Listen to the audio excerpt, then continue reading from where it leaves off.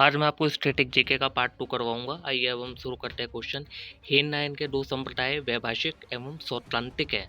महायान के दो संप्रदाय शून्यवाद या माध्यमिक है। इसके प्रवर्तक नागार्जुन थे। विज्ञानवाद या योगाचार, इसके प्रवर्तक मैत्रेयनाथ थे।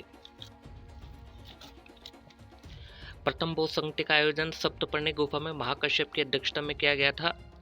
महाराष्ट्र के पुणे जिले के भाजा में कुल 22 गुफाएं हैं। अगला क्वेश्चन है पीतलखोरा की गुफा औरंगाबाद महाराष्ट्र में है। अगला क्वेश्चन है 6 नंबर का, इब्न बतूता ने 44 देशों की कुल 73,000 मील की यात्रा की। तंजावुर चोलों की राजधानी थी। कांचीपुरम पल्लवों की राजधानी थी। कल्याणी के चालुक्य शासक सोमेश्वर तृतीय ने शिल्प शास्त्र के प्रसिद्ध ग्रंथ मानसोल्लास की रचना की। कृष्णदेवराय ने संस्कृत में जामवती कल्याणम तथा तेलुगु में विश्वोवित्तीय की रचना की। मुगल काल में चित्रकला पर पुर्तगाली का जो है प्रभाव पड़ा था। 1813 के चार्टर एक्ट के द्वारा भारत में शिक्षा के लिए 1 लाख रुपए दिए गए थे। 1834 में ब्रिटेन में कंजर्वेटिव पार्टी की स्थापना हुई थी। 1854 में लॉर्ड डलहौजी ने लोक शिक्षा विभाग की स्थापना की। भारत में 1838 में प्रथम राजनीतिक संगठन जमींदारी एसोसिएशन की स्थापना की। इसकी स्थापना द्वारकानाथ टैगोर के प्रयासों से हुई। अगला क्वेश्चन है 16वां, सेवर्स की संधि 10 अगस्त 1920 में तुर्की के ओटोमन साम्राज्य के विघटन के लिए हुई थी। जमनालाल बजाज भारत के प्रसिद्ध कपड़ा व्यापारी, बैंकर, कांग्रेसी नेता तथा महात्मा गांधी के सहयोगी थे। रचनात्मक कार्य, ग्रामीण विकास में महिलाओं व बच्चों के कल्याण एवं उत्थान में उत्कृष्ट योगदान के लिए जमनालाल बजाज पुरस्कार दिया जाता है। अगला क्वेश्चन है भारत के ग्लेड ईस्टर्न के नाम से चर्चित दादाभाई नौरोजी ने 1906 में कांग्रेस अध्यक्ष के रूप में सर्वप्रथम स्वराज की मांग उठाई। अजमेर तथा शिलांग एक ही अक्षांश पर स्थित है। अगला क्वेश्चन है मिजोरम में बस्ती संरूप कटकों के साथ साथ रैखिक प्रतिरूप का है। मिजोरम की घाटियां यहाँ के कटकों की अपेक्षा अधिक ठंडी है। भारतीय मौसम विभाग के अनुसार वर्षा का दिन उस दिन को कहते हैं जो वर्षा की मात्रा 24 घंटे में 2.5 मिलीमीटर से ऊपर होती है। 1875 में मौसम विभाग की स्थापना शिमला में हुई थी। बाद में इसका मुख्यालय पुणे बना। वर्तमान में इसका मुख्यालय दिल्ली है। अगला क्वेश्चन है 25 नंबर का, नेवेली ताप विद्युत संयंत्र ये तमिलनाडु में है। इसका भरण तृतीयक कोयला यानी भोरा कोयले से करते हैं। भारत में टर्शरी युग यानी तृतीय युग के अधुनातन ओलिगोसीन युग के शैलों में लिग्नाइट कोयला पाया जाता है। तृतीयक कोयला सबसे अधिक तमिलनाडु के नेवेली में पाया जाता है। देश का 98% कोयला प्राचीन गोंडवाना शैलों में तथा शेष 2% कोयला तृतीयक या टर्शरी युगी चट्टानों में पाया जाता है।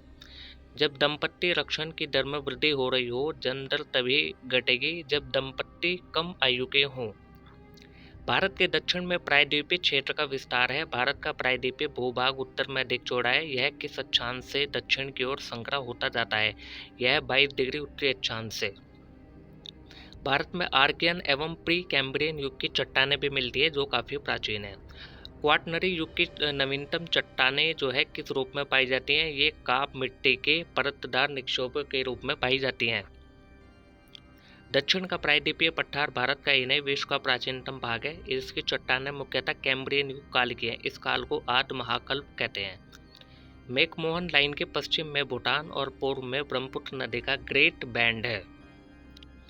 प्रायद्वीपीय भारत में भूगर्भिक संचलन के जो प्रमाण मिलते हैं वे ऊर्ध्वाधर या लंबवत प्रकार के हैं और उनके परिणामस्वरूप यत्र तत्र भ्रंश मिलते हैं। 35 नंबर का क्वेश्चन है प्रायद्वीपीय पठार में भ्रंश घाटियां मिलती है। 36 नंबर का क्वेश्चन है अरावली, सतपुड़ा और पूर्वी घाट की पहाड़ियां प्राचीन वलय पर्वतों की घर्षित अवशेष है। नर्मदा की भ्रंश घाटी का विस्तार उत्तर पूर्व की ओर हुआ है जिस पर सोन नदी बहने लगी है। नर्मदा सोन घाटी के उत्तर पश्चिम में मालवा का पठार है। 38वां नंबर का क्वेश्चन है मालवा पठार का विस्तार पश्चिम में अरावली श्रेणी तक और पूर्व में बुंदेलखंड तक है। इस पठार की नदियां उत्तर की ओर बहती है। धारवाड़ क्रम की चट्टानें अपर्दन और निक्षेपण से बनी प्राचीनतम परतदार चट्टानें जो नवीन परतदार चट्टानों से सर्वथा भिन्न है तथा जिनमें जीवाश्म नहीं मिलते। 40वां नंबर का क्वेश्चन है कुडप्पा क्रम की चट्टानें धारवाड़ चट्टानों के पर्दन और निक्षेपण से निर्मित हुई है और जिनका निर्माण समुद्र व नदियों की निम्न घाटियों में परतदार चट्टान के रूप में हुआ है। अगला क्वेश्चन 41वां कुडप्पा क्रम की चट्टानें कृष्णा घाटी में, नल्लामलाई पहाड़ी क्षेत्रों में, चेय्यार घाटी में, पापाघनी घाटी में, दिल्ली श्रेणी के रूप में, पूर्वी राजस्थान व उत्तर पश्चिमी मध्य प्रदेश में तथा छिटपुट स्थानों में पाई जाती है। इन चट्टानों में जीवाश्म नहीं मिलते। 42वें नंबर का क्वेश्चन है, विंध्य क्रम की चट्टानों का विकास कुड़प्पा क्रम की चट्टानों के बाद हुआ है और इनका विस्तार जो है पश्चिम में राजस्थान के चित्तौड़गढ़ क्षेत्र से लेकर पूर्व में बिहार के सासाराम रोहतास क्षेत्र तक है। 43वें नंबर का क्वेश्चन है, विंध्य चट्टानों का निर्माण नदी घाटियों में तथा समुद्र में जल निक्षेपण से परतदार चट्टानों के रूप में हुआ। इन चट्टानों का बड़ा भाग दक्कन टैप से ढका हुआ है। 44वें नंबर का क्वेश्चन है, गोंडवाना क्रम की चट्टानें अपनी वास्तविक स्थिति में पड़ी हुई और द्वितीय महाकल्प या मध्यजीव महाकल्प में बनी है। इन चट्टानों का निर्माण कार्बोनिफेरस युग में हुआ है। अगला क्वेश्चन है, 1955 तक पूर्वी भारत में कलकत्ता टाइम जोन चलता था। असम में बागान टाइम जोन लागू था। भारत के पश्चिमी राज्यों में बॉम्बे टाइम जोन लागू था, जो कलकत्ता टाइम जोन से 2 घंटे पीछे था। 48वें नंबर का क्वेश्चन है, अत्यधिक अपरदन के कारण कार्बोनिफेरस युग की चट्टानें पहचान में नहीं आती है। गोंडवाना क्रम की चट्टानें परतदार होती है। गोदावरी दामोदर महानदी में गोंडवाना क्रम की चट्टानें मिलती है। भारत का 98% कोयला गोंडवाना क्रम की चट्टानों में मिलता है। 3 जनवरी को ऑफशोर यानी पेरिहेलियन होता है। इस दिन सूर्य पृथ्वी के नज़दीक होता है। 4 जुलाई को अपसोर यानी एपिहेलियन होता है। इस दिन सूर्य पृथ्वी से दूर होता है। 2 अक्षांश रेखाओं के बीच दूरी 111 किलोमीटर होती है। 2 देशांतर रेखाओं के बीच की दूरी 111.32 किलोमीटर होती है। कर्क रेखा 17 देशों से गुजरती है। मकर रेखा 10 देशों से गुजरती है। विषुवत रेखा 12 देशों से गुजरती है। कर्क संक्रांति किस जून को पड़ती है? अगला क्वेश्चन है 60वां, मकर संक्रांति 22 दिसंबर को पड़ती है। 23 सितंबर को शरद विषु पड़ता है तथा 21 मार्च को वसंत विषु पड़ता है। इस दिन सर्वत्र दिन व रात बराबर होता है, यानी सब जगह दिन और रात बराबर होते हैं इस दिन। हिमालय पश्चिम में नंगा पर्वत व पूर्व में नामचा बरवा के बीच एक चाप की आकृति में फैला है। इसके दोनों ओर हेयर पिन मोड़ की आकृति में मुड़ गया है। पश्चिम के भाग को कश्मीर सिंटैक्सिस और पूर्व के भाग को असम सिंटैक्सिस कहते हैं। हिमालय का अंतिम उत्थान अथवा इसके निर्माण की तृतीय अवस्था को अधीनोतन युग कहते हैं। 64वें नंबर का क्वेश्चन है, हिमालय पर्वत श्रेणी में रीढ़ की हड्डी की तरह नाइस और रवेदार चट्टानें मिलती हैं, जिसमें स्लेट, फाइलाइट, सिस्ट, क्वार्टजाइट, रवेदार चूना पत्थर आदि के रूप में धारवाड़ क्रम की चट्टानें देखी जा सकती है। 65वें नंबर का क्वेश्चन है, दक्कन टैप आर्कियन युग की आग्नेय और रूपांतरित संकुल को छोड़कर भारत के प्रायद्वीपीय भारत की विस्तृत भूतात्विक संरचना है। 66वें नंबर का क्वेश्चन है, भारत को धरातलीय विभिन्नताओं के आधार पर 5 भागों में विभाजित किया गया है। अगला क्वेश्चन है, प्रायद्वीप का वह भाग जो सतपुड़ा श्रेणी के दक्षिण में स्थित है उसे दक्कन का पठार कहते हैं।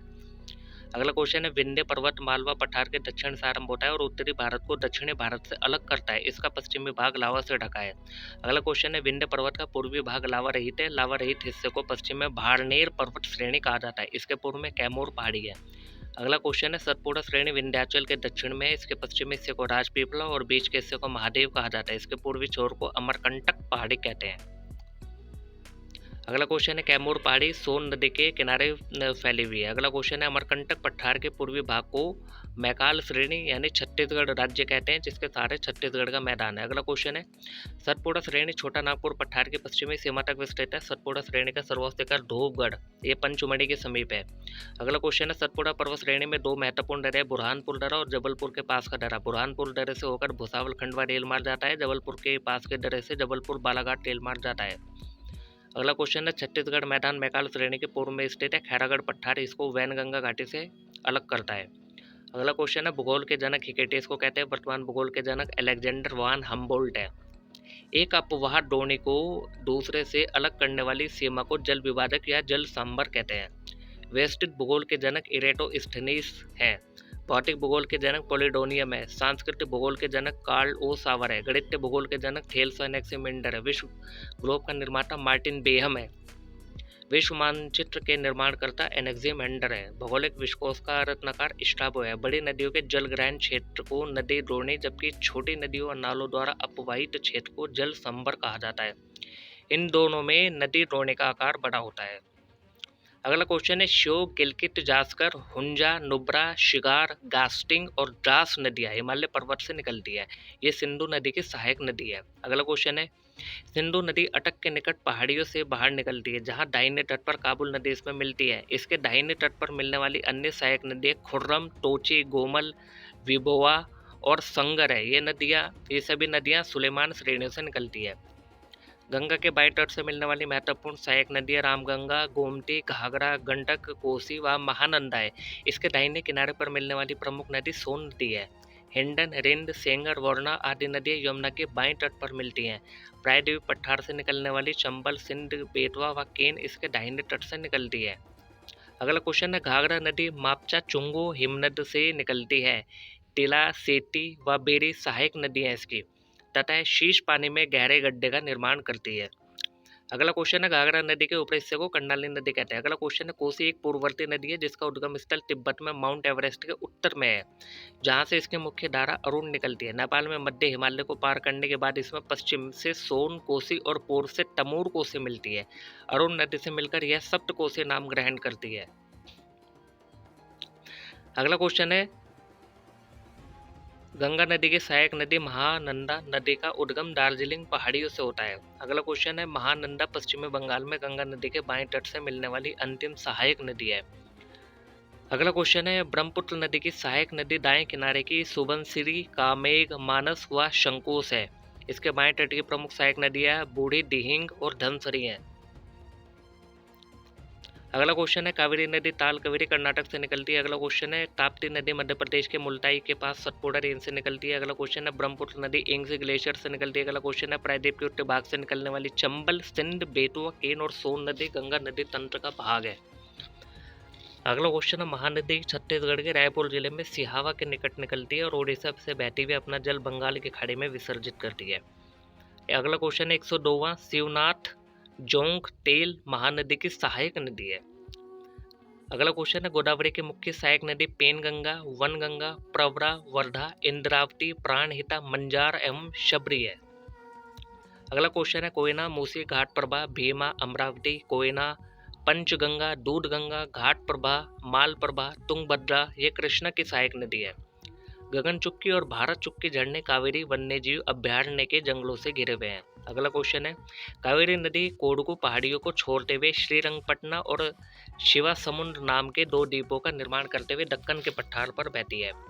अगला क्वेश्चन है, कावेरी नदी की सहायक नदी हेमवती, शिमसा, लक्ष्मण तीर्थ, अमरावती, काबनी, भवानी है। इसमें दो द्वीप श्रीरंगपट्टनम और शिव समुद्र में कावेरी और कृष्णा के मध्य पेनार नदी का बेसिन है।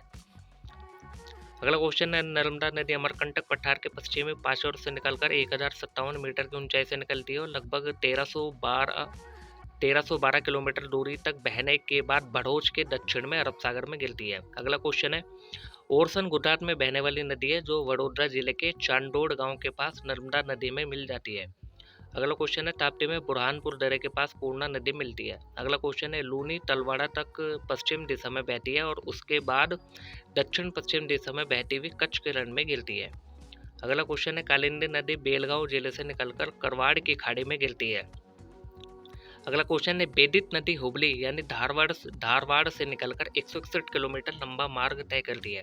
अगला क्वेश्चन है, केरल की सबसे बड़ी नदी भरतपुरा अन्नामलाई पहाड़ियों से निकलती है। इसे पोन्नानी नदी के नाम से जाना जाता है। यह 5397 किलोमीटर क्षेत्र को अपवाहित करती है। अगला क्वेश्चन है, पेरियार नदी का जलग्रहण क्षेत्र लगभग 5243 वर्ग किलोमीटर में फैला हुआ है। केरल की दूसरी सबसे बड़ी नदी है। अगला क्वेश्चन है, केरल की अन्य उल्लेखनीय नदी पंबा है जो उत्तरी केरल में 177 किलोमीटर लंबा मार्ग तय करती हुई वेम्बनाड झील में गिरती है। अगला क्वेश्चन है, भारत की माही नदी कर्क रेखा को 2 बार काटती है। अगला क्वेश्चन है, शिवालिक से निकली गग्गड़ नदी हनुमानगढ़ के पास राजस्थान में प्रवेश करती है। अनूपगढ़ नदी मरुस्थल में लुप्त हो जाती है। अगला क्वेश्चन 119वां, कुंभम, वर्षानाड, सरीलियार, तेवियार, बरहा तथा मंगलार सहायक नदी है वेगई नदी की। अगला क्वेश्चन है, पिन्नार की सहायक नदी पापहीन तथा चित्रावती है। अगला क्वेश्चन है, तुंगभद्रा की सहायक नदी कुमुदवती, वर्धा, मगारी तथा हिंद है। अगला क्वेश्चन है, कावेरी की सहायक नदी बाएं हेमावती, शिमसा, अर्कावती, दाएं काबनी, भवानी, नोयल, अमरावती है। अगला क्वेश्चन है, गोदावरी की सहायक नदी पेनगंगा, इंद्रावती, प्राणहिता, मंजीरा, सबरी, पूर्णा, वनगंगा, प्रवदा और वर्धा है। अगला क्वेश्चन है, बनास की सहायक नदी बेड़च, कोटारी, मानसी, खारी, मोरेल है। सोम उदयपुर जिले के बीछा मेंढा नामक स्थान से इस नदी का उद्गम होता है। इस नदी की सहायक नदी जोखम, गोमती और सारनी है। चंबल नदी की सहायक नदी काली सिंध, पार्वती, सिप्ता, बनास, कुरल, बामनी व मेज है। खून रामगंगा की सहायक नदी है। शारदा की सहायक नदी शर्मा, लिसार, सरयू, पूर्वी रामगंगा, चौकिया है। शारदा को काली गंगा कहते हैं। कोसी की सहायक नदी अरुण, यारू, सूनकोसी, तामोर कोसी, इंद्रावती, लेखू, दूध कोसी, भोट कोसी और तांबा कोसी है। अगला क्वेश्चन है ब्रह्मपुत्र की सहायक नदी दिबांग, लोहित, कामेंग, सुबनसिरी, मानस, पुठिमारी, धन सिटी, पगलडिया, तीस्ता है। अगला क्वेश्चन है ताप्ती की सहायक नदी पूरन है। अगला क्वेश्चन है महानदी की सहायक नदी ब्राह्मणी तथा वैतरणी है। अगला क्वेश्चन है 134 ढोली और विष्णु गंगा का संगम विष्णु प्रयाग है। अगला क्वेश्चन है अलकनंदा और पिंडार नदी का संगम कर्ण प्रयाग है। अगला क्वेश्चन है अलकनंदा और मंदाकिनी का संगम रुद्र प्रयाग है। अगला क्वेश्चन है अलकनंदा और भागीरथी का संगम देव प्रयाग है। अगला क्वेश्चन है जलोढ़ मिट्टी में पोटाश की अधिकता होती है लेकिन नाइट्रोजन, फास्फोरस और ह्यूमस की कमी होती है। अगला क्वेश्चन है काली मिट्टी में आयरन, चूना, एल्यूमिनियम, मैग्नीशियम की बहुलता होती है। इसका काला रंग टिटेनिफेरस मैग्नेटाइट की उपस्थिति के कारण होता है। काली मिट्टी को रेगुर मिट्टी कहते हैं। अगला क्वेश्चन है लाल मिट्टी अम्लीय प्रकृति की मिट्टी होती है तथा इसमें नाइट्रोजन, फास्फोरस एवं ह्यूमस की कमी होती है। चूने के इस्तेमाल से लाल मिट्टी की उर्वरता बढ़ जाती है। अगला क्वेश्चन है लेटेराइट मिट्टी में आयरन तथा सिलिका की बहुलता होती है। केओलिन के कारण इसका रंग सफेद होता है।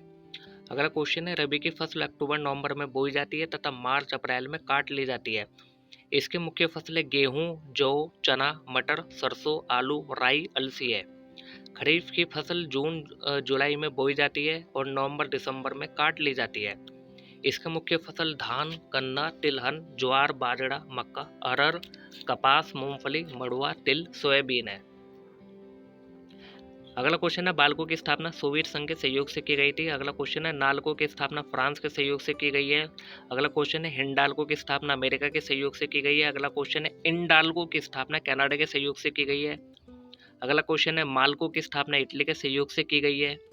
अगला क्वेश्चन है वेदांता की स्थापना जर्मनी के सहयोग से की गई है।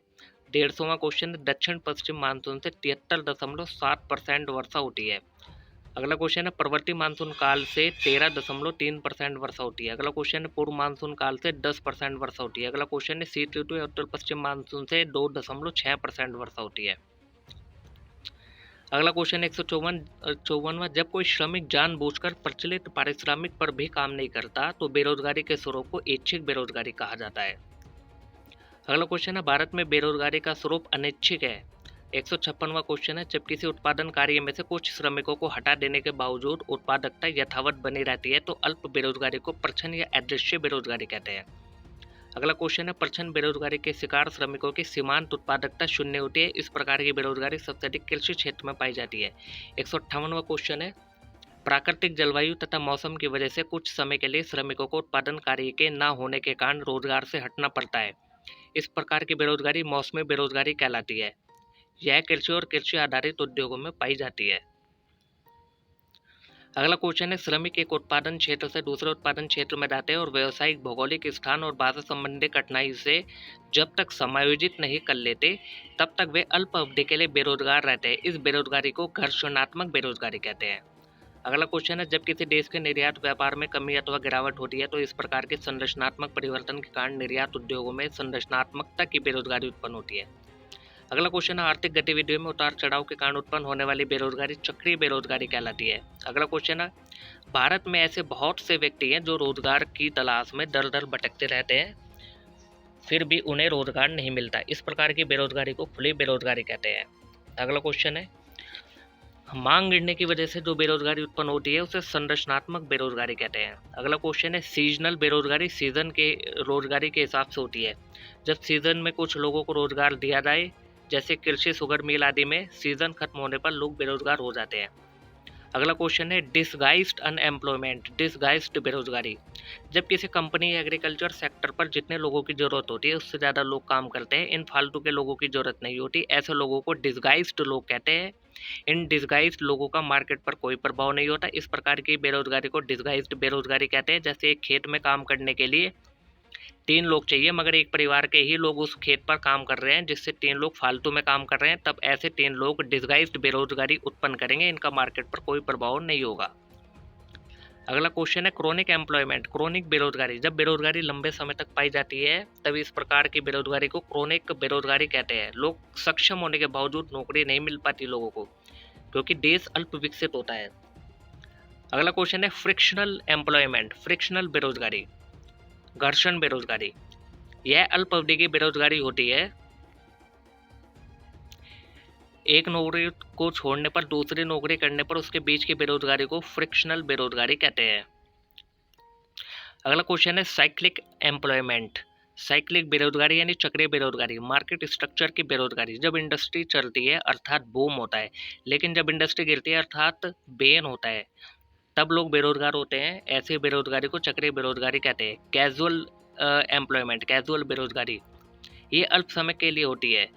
जब मजदूर को रोज के हिसाब से कभी भी बुला लिया जाता है, एक दिन काम करो पैसे ले लो, जब काम नहीं मिलता मजदूर बेरोजगार हो जाता है। ऐसी बेरोजगारी को कैजुअल एम्प्लॉयमेंट कहते हैं। पूरे साल महीने काम नहीं करता, जब काम मिलता है ये तब काम करते हैं। ये भी पूरे देश में पाई जाती है, हर देश में। Voluntary employment. अब हम अगला क्वेश्चन 170वां क्वेश्चन देखते हैं। वॉलंटरी एम्प्लॉयमेंट यानी वॉलंटरी बेरोजगारी।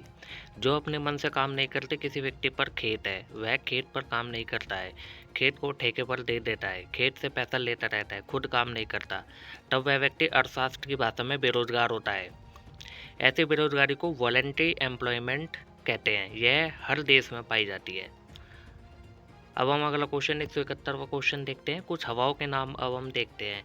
पहले हम शीतल हवाओं के नाम देखते हैं। ये नाम है हवाओं के और ये है स्थान। विली वाओ नाम की जो हवा है वो अलास्का में चलती है। बोरा जो है एड्रियाटिक तट पर चलती है। मिस्ट्रल जो है स्पेन और फ्रांस की हवा का नाम है। बुरान जो है रूस की हवा का नाम है। बाइज जो है दक्षिण फ्रांस की हवा का नाम है। पेम्पेरो जो है अर्जेंटीना की हवा का नाम है। फ्रियाजेम जो है ब्राज़ील की हवा का नाम है। नॉर्दर जो है अमेरिका की हवा का नाम है, संयुक्त राज्य अमेरिका की। नॉर्टी जो है संयुक्त राज्य अमेरिका की हवा का नाम है। पोनेंटी दक्षिण अफ्रीका की हवा का नाम है। पेपागायो मैक्सिको की हवा का नाम है। मैस्ट्रेल उत्तरी इटली की हवा का नाम है। नेवाडोस इक्वाडोर की हवा का नाम है। विली विली ऑस्ट्रेलिया की हवा का नाम है। सिस्तान पूर्वी ईरान की हवा का नाम है। हबूब सूडान की हवा का नाम है। पुरगा टुंडा प्रदेश की हवा का नाम है। केप डॉक्टर या इसे टेबल ब्लॉक भी कहते हैं, दक्षिण अफ्रीका गणतंत्र की हवा का नाम है।